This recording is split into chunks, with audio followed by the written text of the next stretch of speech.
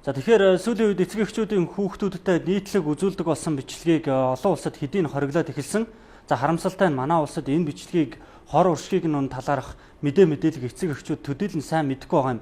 За тэгвэл Элса, Анна, за хүн аа Супермен, Пеппа Торо гэгчлэн хүүхдүүдийн хайртай баатруудын хувцсыг өмссөн насан турсан хүмүүсийн бичлэгийг эсвэл дуураймал хүүгэлдэн киног таны хүүхэд чинь за дүү чинь үзээд сууж байдаг бол одоо яг та анхаарлаа хандуулно.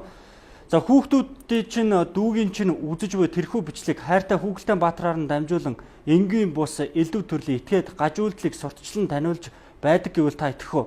За хүүгэлдэн киноны баатартай ижилхэн хувцсыг өмссөн томчууд үнсэлцэх, за бие биенийхээ цохиж гэмтэх, хин нэгнийг хорлож сүйтгэх, за гихчлэн сексийн гаж сурталчилж агуулж байдаг байна.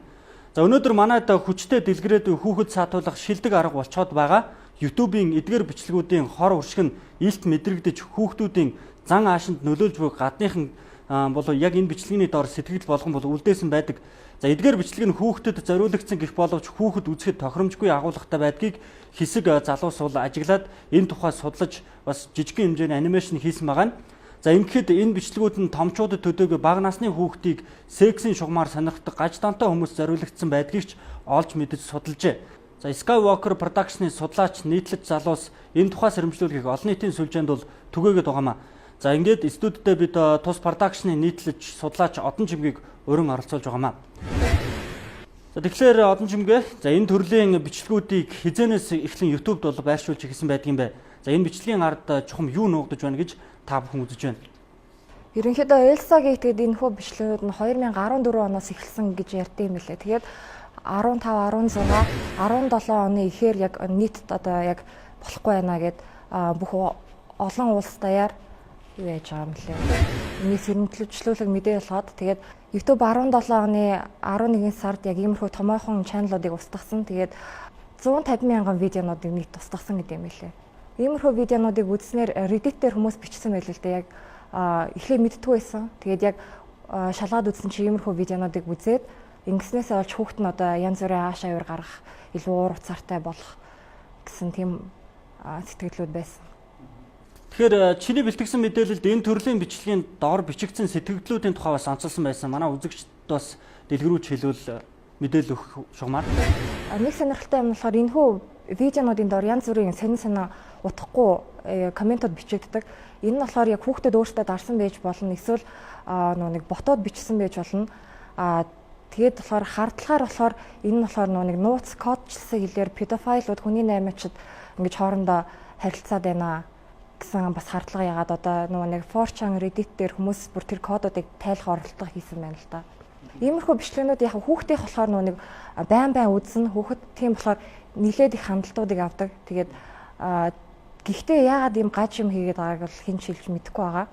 Яг хуйлдааны онолоор болохоор хүүхэд гарч байгаа бичлэгнүүд нь болохоор хүүхдэд биш харин педофил буюу бага насны хүүхд сонирхдаг гаж донтой хүмүүст яг зориулагдсан тийм хүмүүс үздэг гэсэн юм байлээ. Тэгээд цаашдаа болохоор хүүхдийг багаас нь сэтгцэн эмэгтэй болох тэгээд бүр багаас нь педофилия ч юм уу иймэрхүү гаж зүйлсийг бүр ирээдүйд ингээд нормалайз хийх тийм зорилготой гэж үздэг. Тэгэхээр бидэнд бас мэдээлэл өгсөн чамд баярлалаа. Тэгэхээр өдрөөс өдөрт өргөжин тэлж буй нийгмийн сүлжээ интернетийн хэрэглээ сайн гэхээс илүүтэй сар зүйлсээ бидний хүүхдүүдэд нөлөөлж байгааг нэг тод жишээ нь энэ юм. За бага насны хүүхдүүд энэ төрлийн сэтгхүйд нөлөөлөх бичлэг үзэх нь ирээдүйд ямар хор уршигтай вэ гэдгийг бид мөн судлаачаас тодруулсан байгаа. Энэ хүүхдүүдэд гардаг хамгийн ихний том сөрөг нөлөөний юу гэхээр цаг яаж өнгөрөөд байгааг мэддэггүй. Facebook нэг ухсан чинь нэг мэдсэн чинь үдийн сайн хэсэг болт нэг мэдсэн чинь орой болцсон те нэг мэдсэн чинь шүн дунд болцсон ийм байгаад байгаа. Хоёрдугаарт хүний тэр ийм хүүхдүүдийн тархинд гардаг хамгийн том сөрөг нөлөө бол юу гэхээр айгу амархан одоо таашаал гэх юм уу цэнгэл гэх юм уу ийм юмыг мэдэрдэг болдог. Тэрийг нэхийд идэх болдог.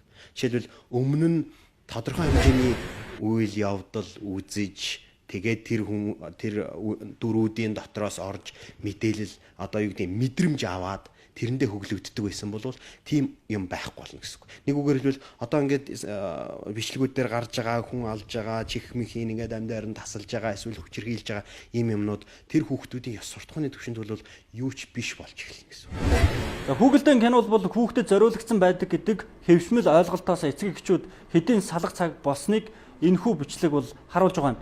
За Google-ийн киноны баатар хүүхдийн дуу ашигласан бичлэгүүдийн ард хүчирхийлэл нуугдж байгааг сэрэмжлүүлж байгаамаа.